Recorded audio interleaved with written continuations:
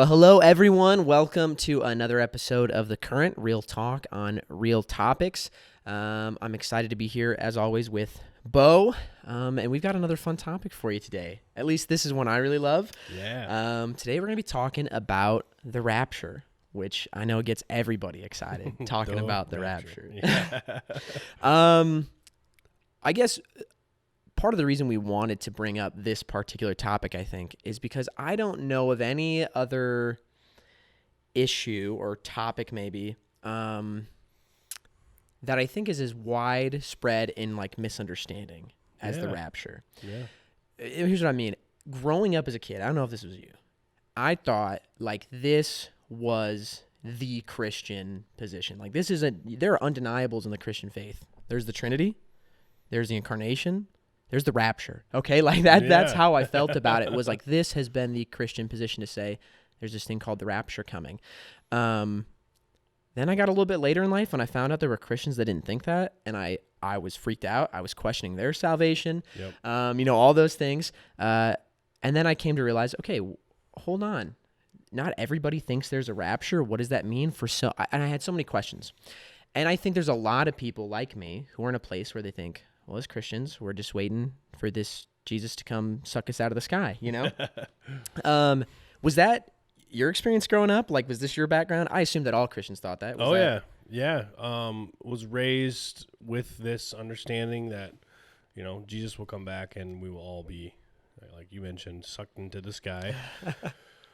My mom bought us the Teenage Left Behind books. I'm pretty sure my parents read the actual Left Behind books. My parents did. There was a big wave, I think it was in the 90s, of that movement, and I had nightmares. I would find myself alone and think, this is it. I was left here. The very traumatic experiences as a kid revolving around this theological idea. I mean, seriously, found myself scared to death numerous times because I thought I was left behind. Yeah. I know, even thinking for me, my parents read the books. I know my sister read some of the kids or the teen versions of the books. But I can remember also watching the Left Behind movie. You see that? Kirk Cameron. Oh, yeah. Great flick. Yep. Great flick. I remember watching that and having people disappear mid-plane ride, and then all the chaos that ensues, and then wrapped up with the rapture is this idea of, this crazy end times apocalypse mark of the beast stuff. Yeah. And so it can be a lot for someone. And so I thought it'd be good just to have some space to say, okay, what do we think about the rapture? How can we potentially think about it? Are there other options? What exactly does that look like? And maybe a good, helpful place to start would be kind of to define what the rapture is. We've given a little bit of that. But in case this is something you're not familiar with, maybe you're not part of the Christian church and you're kind of hearing this from the outside. The rapture is this idea that once we're approaching the end times, once, we're getting to Jesus coming back and establishing this big kingdom, certain Christians have had an idea that this thing called the rapture will occur, where Jesus will come, he'll rescue his bride, the church, he'll save them from the tribulation that's about to come. They'll have some time of tribulation, and then we'll get to the end times, the eschaton. Jesus will come back and establish his reign. That's what I thought was the historic Christian position on this. In fact, I remember the first time I ever heard someone say that they didn't believe in the rapture was when I was with you and Nathan Gann in a coffee shop. Yeah. And I remember hearing Nathan be like, I'm not sure about the rapture. And I was like, what? Are you for real? So I went back and I got to do some reading too and think through this. So here was the biggest shock that I had in learning about the rapture was this is a really, really, really new idea. Really new idea. Yeah, not just kind of new, Correct. Really new. Yes. And that blew my mind. So when we're kind of tracing the history of rapture thought, and then it's kind of a part of a idea called dispensationalism, what I came to find out was that this is something that kind of was systematized and kind of set in stone in the 1800s over in England. And then it makes its way over to the Americas. We got like some good Schofield study Bibles, some places that really, bought into this. And it just kind of spread like wildfire to the point where I could grow up and think like, oh, this is what Christians have always thought. Yeah. Yep. So it's taken off. It's got some staying power. But I think it'd be good to take a moment and just say, okay, hold on. What are some of the potential issues we can run into when we start thinking about the rapture? Like, what are maybe some concerns you have when it comes to the concept of a rapture? So there's two just kind of practical things I'll mention first. One, we always have a commitment, especially here at Rhythm, something I'm deeply passionate about is let's get back to like as closest to Jesus as we possibly can. So I'm glad you brought up the fact that it's a new idea. Yeah. For literally centuries after Christ's death, resurrection, this was not the predominant thought of how the end times looked. Yeah. It just wasn't. It was not taught. It wasn't discussed. That is very telling to me. Yeah. That is very telling to me. Whereas, like, again, issues of the Trinity, universally taught, understood, like, you know what I'm saying? Like, there's just things about Christ, what he did, how he was, Christianity as a whole, just marked by certain things. That even from the closest followers till now, there's some things that have just remained consistent. Yeah. But the rapture is so new. It's so new in compared to other things we believe, which that's really important to me. I think it's very telling that it is new. So I'm glad you mentioned that. Yeah. But then I was also going to mention there's some things when you read the New Testament, when it talks about new heaven, new earth, talks about redeeming and restoring. It talks about this idea of all things being made new. Again, this whole idea of that.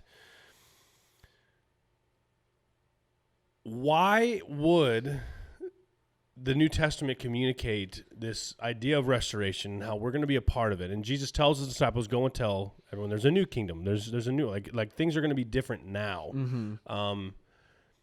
And then we sing songs, I'll fly away.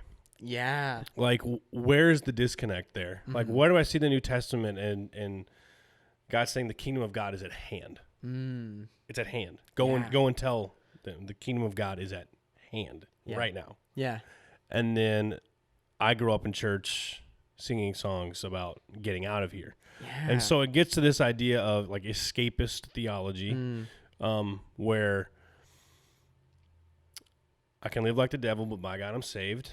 And when stuff starts getting crazy, I'm sucked up into the sky and I'm getting out of here. I'm out of here. You know, Yeah. and God's just going to destroy all of his beautiful creation. And there is no redemption. It's like he's up, like, you know, like I see a major disconnect in what I read in the New Testament about God's work in the final days and what his ultimate goal is with creation and humanity, and what I see with this type of theology. And so I think that's a big problem where something like this comes along and it doesn't really jive, at least the way I read the New Testament and what its predominant message is. Yeah. That's so good.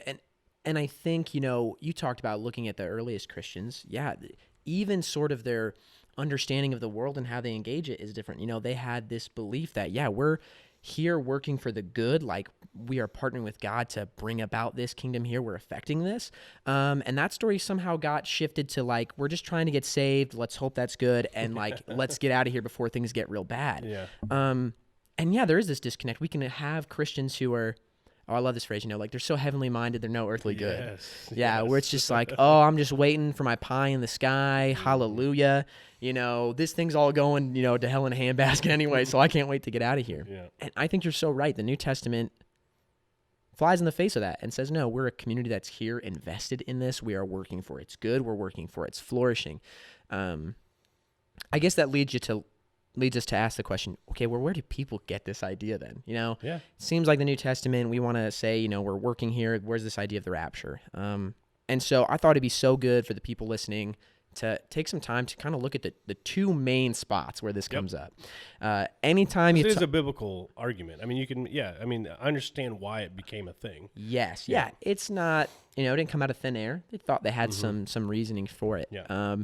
And so when it comes to the rapture, there's two kind of really main passages that people want to go to. The first, like, quintessential rapture text is in 1 Thessalonians. Yep. So 1 Thessalonians 4, I even just want to read it quick. Yeah, that's good. Let people hear this. So here's where some people get this idea of the rapture. 1 Thessalonians chapter 4, starting verse 13. Paul says this. He says, we do not want you to be uninformed, brothers and sisters, concerning those who are asleep, so that you will not grieve like the rest who have no hope. For if we believe that Jesus died and rose again, in the same way, through Jesus, God will bring with him those who have fallen asleep. For we say this to you by a word from the Lord. We who are still alive at the Lord's coming will certainly not precede those who have fallen asleep, for the Lord himself will descend from heaven with a shout, with the archangel's voice, and with the trumpet of God, and the dead in Christ will rise first. Then we who are still alive, who are left, will get caught up together with them in the clouds and meet the Lord in the air, and so we will always be with the Lord. Therefore, encourage one another with these words. So people read this and they say, well, look, we're going to get caught up in the air with the Lord. All right, we're getting raptured away. And that sounds good at first glance. Yep. But I think we're missing something here. When we're reading this passage, what's going on is the Thessalonians have a question. They're like, what's going to happen to all these dead people when Jesus comes back? Like, we've spoken about this. We're waiting for Jesus. Now he comes. But what about the people who have fallen asleep? What about the dead people? And Paul says this is a great question. And he says, here's what's going to happen. The dead in Christ will be raised. They'll get to experience it too. And then he speaks about this idea of meeting the Lord in the air. And that kind of gets weird. Like, are we getting sucked up? But for Paul, he's talking about the return of Christ. Jesus is coming to earth. And so some scholars think you look at this and it has some connection with some of the culture in the ancient Near East, where a king would come back from victory or come, and the people would go outside the city to meet them and usher and bring them back in. And so I think this is the image Paul has. We're waiting for Jesus. He's coming back. This is exciting, but we're not sucked up in a way. We are part of this great welcoming party. We get to come up, we meet with the Lord, we bring him, we're welcoming his arrival here on earth. So Paul's not saying we're getting sucked away. He's like, look, nobody's going to miss out on it. The dead are going to get risen, and we're going to meet with him as he comes back. So I just don't think we have this sucked away end times thing. Which that imagery makes more sense in line with the message we see all across the New Testament. It's not just one little instance of like something rare, and we're going to cling to that and make that a central belief. Yeah. Imagery like that ties more with the broader message and understanding of the New Testament. That's a really good point too. If we're reading the Bible and it seems to kind of be speaking univocally here, and then we have like a little one or two pop-ups that seem different, if we latch to that and rework everything else around it, that might not be a good idea. This understanding of Thessalonians tends to, I think, fit a little bit better with the bigger picture. Yeah, and if you read that and you're really convicted that you're going to take it at just face value and that's how you interpret it, like, by all means you can do that. But again, I think a better posture is understanding in the context of the whole thing. Like, why is that just mentioned one time? If that's how it's going to happen. Like, but whereas, again, Jesus uses language throughout his entire ministry, new heaven, new earth, all of creation cries out for this redemption. It's just, it's not that we're getting out of here. It's how are we making what's here better? Like that's what I see throughout the New Testament is like there's, It's crazy. Again and again, I read the New Testament. I look at the early Christian writings. It is, hey, we are hopeful that we're going to get raised from the dead. I can't find a single Christian author for centuries who is going to say, our hope is that we get to float away into heaven forever. It's just not there. It's just not there. There is one more passage that people go to that I think is worth looking at. Here's the other one, Matthew 24. And this one gets a little tricky. It's in the middle of Jesus talking about some pretty crazy things. So let me just read the good part here. Matthew 24, starting in verse 36. Jesus says this. He says, "Now concerning the day and hour no one knows, neither the angels of heaven nor the Son, except the Father alone. As the days of Noah were, so the coming of the Son of Man will be. For in those days before the flood they were eating and drinking and marrying and giving in marriage until the day Noah boarded the ark. They didn't know until the flood came and swept them all away. This is the way the coming of the Son of Man will be. Then 2 men will be in the field, one will be taken, one will be left behind. 2 women will be grinding grain with a handmill, one will be taken, one will be left behind. Therefore be alert, since you don't know what day your Lord is coming." Sounds kind of scary, right? Again, face value. Says what it says. Exactly. Yeah, yep. We read this, we say, oh, Jesus is coming. It's the day or the hour we don't know. One's going to be taken, one's going to be left behind. Here we have the rapture. And like you said, I think we can read that. We can come to understand it that way. I can see where you read this and come away with it. But I think we have a couple of problems when we read the passage this way. First, a big issue is, like you said, we need to understand kind of the broader context of the passage. We jump into this and we think, oh my gosh, Jesus is talking about the end times crazy sort of thing. But what's really interesting is when Jesus is talking about this, Matthew 24, it's sometimes called the Olivet Discourse. Jesus is on Mount Olivet and giving this big, long speech. But if we pop back to the beginning of where Jesus is talking about this, in the beginning of chapter 24, Jesus says, do you see all these things? Truly I tell you, not one stone will be left here on another that won't be thrown down. So Jesus comes, he says, look at this temple. It's not going to be like this. Yeah. And then the people said, while he was sitting on the Mount of Olives, the disciples approached him privately and said, tell us, when will these things happen? What's the sign of your coming and of the end of the age? And so Jesus is saying, when's this going to happen? And I think what Jesus is pointing us to is saying, look, this is the end of the Jewish age. We're ending the temple. This is we're taking a turn in history here from the old covenant to the new covenant. And I think he's speaking about the ransack of Jerusalem in AD 70. So this isn't some big long end time. Just saying, look, the temple's going to be destroyed. These things are coming. The way things were on their way out, we have a new thing coming in. And they say, when's this? What are the signs? What's this going to be? And so he tells them about earthquakes. He tells them about these things, talks to them about it. But then we get to the passage where it sounds like, well, what's this taken and what's this left behind business? But in the context of that, it's not good to be the person that's taken. You want to be the person left behind. He talks about like the days of judgment with Noah, how the flood comes and it wipes away the injustice and leaves the righteous behind. He says, so it will be with this. There will be two, one's taken, one's left behind. You don't want to be taken. Exactly. You want to be left behind. Bad stuff is coming to Israel. Bad things are happening. The temple's going to be destroyed. What's going on? And so Jesus is trying to warn them about this coming event, and he's trying to tell them, look, Rome's going to come in and do some crazy stuff, and it's going to be ugly. And history tells us that it was. It really was ugly. So I don't think Jesus is trying to give us this imagery of this rapture happening, but warning about what was going to be coming to the Israelite people, which is very different. You don't want to be the one that's not there anymore. Yeah, you want to be the people who are left behind. Yeah. And what's interesting is just another kind of layer of this. This is like just my nerdy fun stuff. Is at the end of this big long discussion, Jesus says this random thing where he says, "Where the vultures circle, there the dead lie." And you're kind of like, "What? What? I don't understand. This seems so strange." But here's an interesting thing I've heard is some scholars think that during this time, during the destruction of the temple, what would happen is they would take these Jewish people and bury them in mass unmarked graves. And so this was dishonorable. It's not good for the culture, right? You want a proper burial. You want these things. Yeah. And so what the people would do is they'd go out and they'd look and find where the vultures were circling, and it would show them where these mass grave sites were so they could.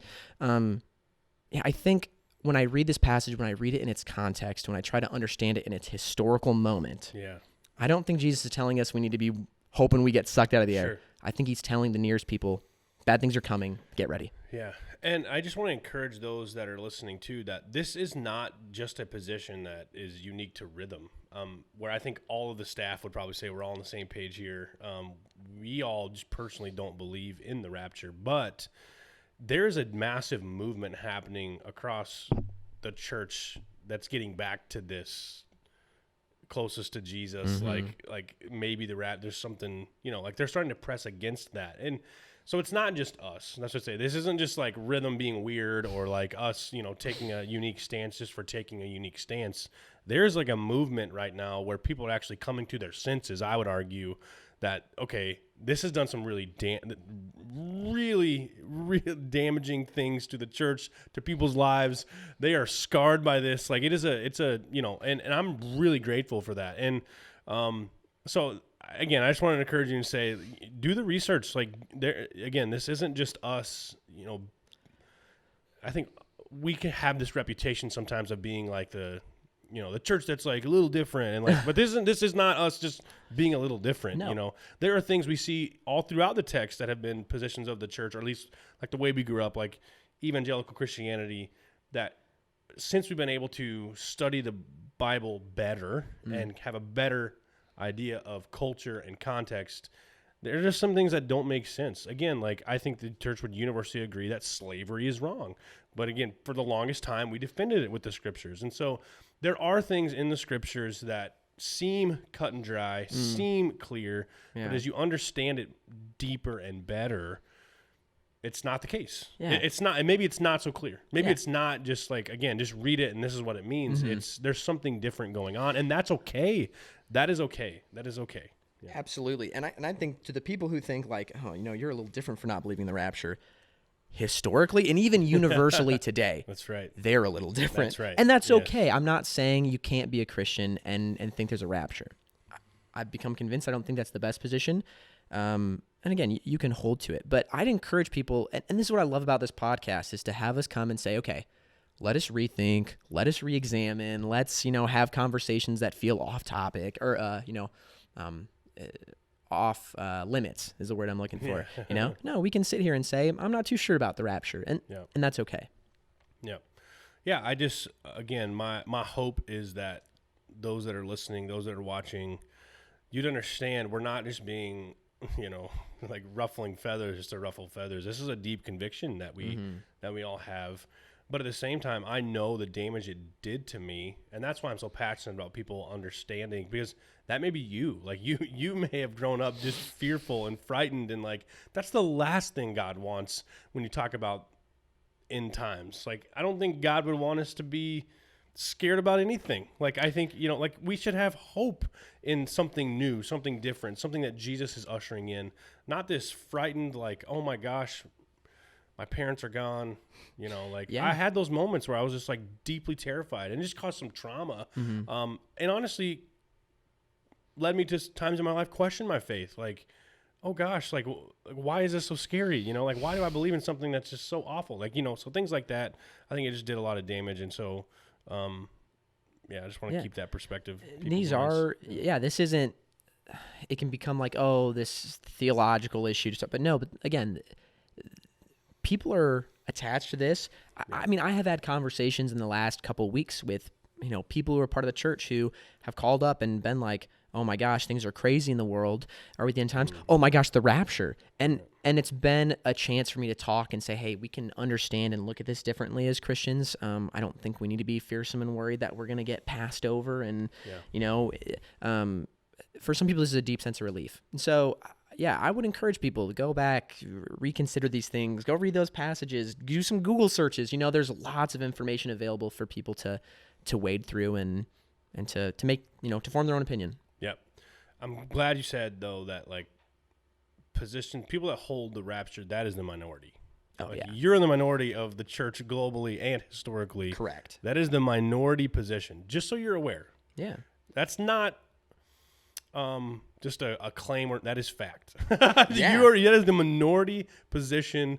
And if you're okay with that, cool. But like, again, there are Christians across, and that's what I love about this podcast. That's what I love about our church. That's what I love about our posture. Is we're very open-handed with these issues, where we don't have to say, well, if you're going to attend Rhythm Church, you can't believe in the rapture. No, like if those are your convictions, that's what you hold to, good for you. Stick to those convictions. But also understand there's implications of those convictions, and it affects people's lives, and we understand that too. And that's what I love about this, and is that we can just again be open-handed. Hopefully, you see kind of both sides. We've shared the passages, we defended them, but I know you have your side too. And again, if that's part of your just theological conviction, then so be it. Like that's okay. Like we're here because of Jesus, and like. Again, the rapture is kind of a secondary issue. Yeah. And I think that's the thing, is at the end of the day, we're all looking forward to and having a hope that God in Christ is going to make things right. Yeah. And so this can unify us. I'm happy to be around people who, are defenders of the rapture. That's okay. Yeah, I don't think, oh, you are less Christian because of this. I might disagree. I might think it has some issues. But a good way for us to model and say, hey, this isn't what unifies us. Sure. Yeah. It's very good. Super good. Awesome. Well, hopefully, time has just flown talking about the rapture. Hopefully, this was something that challenged you a little bit, maybe made you uncomfortable, and that's okay.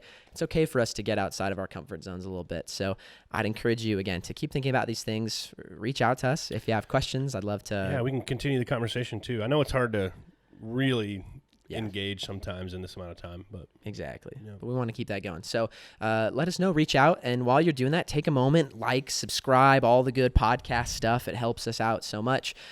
Take a moment, leave a rating, let us know. We always appreciate your feedback. We want to keep doing this better. We just appreciate you being around. So we'll see you next Friday for another awesome topic. Grace and peace.